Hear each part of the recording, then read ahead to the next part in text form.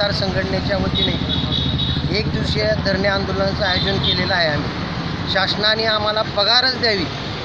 जी काय कमिशन दिले ₹1.5 कमिशन ही ती आम्हाला परवडत नसल्यामुळे आम्ही आज उस्मानाबाद जिल्ह्यामध्ये एक दिवसाचं लाक्षणिक उपोषण करणार आहे. बऱ्याच अडचणी आहेत शासनाकडनं जी आम्हाला APDS लागू केलेला आहे. त्यामुळे येणारे लोक अंगठा जी करतात ते अंगठा काही लोकांचा लागतो, काही लोकांचा लागत नाही.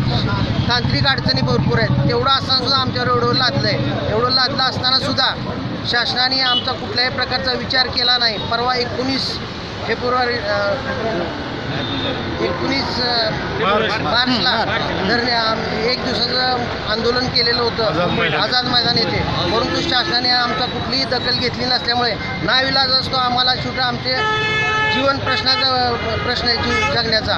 त्यामुळे आम्हाला एक दिवसाचं धरणे आंदोलन आम्ही इथं उस्मानाबाद जिल्ह्यामध्ये केलं. जर शासनाने आमचा विचार केला नाही तर यापुढे आम्ही आमरण उपोषणाला बसण्यास तयार आहे. आमची उपजीविकाला सुद्धा सध्या अडचण येत आहे.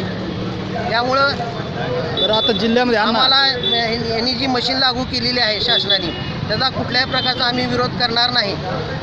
कमीत कमी आमचं प्रपंचही भागावा या दृष्टिकोनातून आम्हाला पगारच शासनाने द्यावी या इथून ठीक आहे. दुकानचं भाडं म्हणा, लाईट बिल आहे, बरेच अडचणी आहेत. मजुराची पगार आहे. आम्हाला मजुरी करून सुद्धा ₹300 पगार मिळत नाही.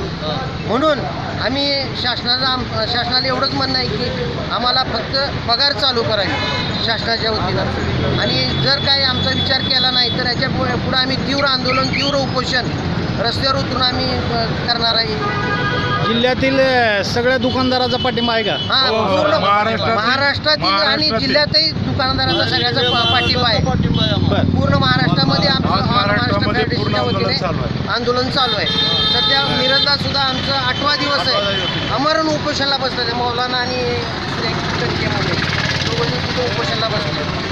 त्या प्रकारेच आम्ही पुढे उपोषण करणार आहे. संघटनेचा राष्ट्रवाद दुकानदार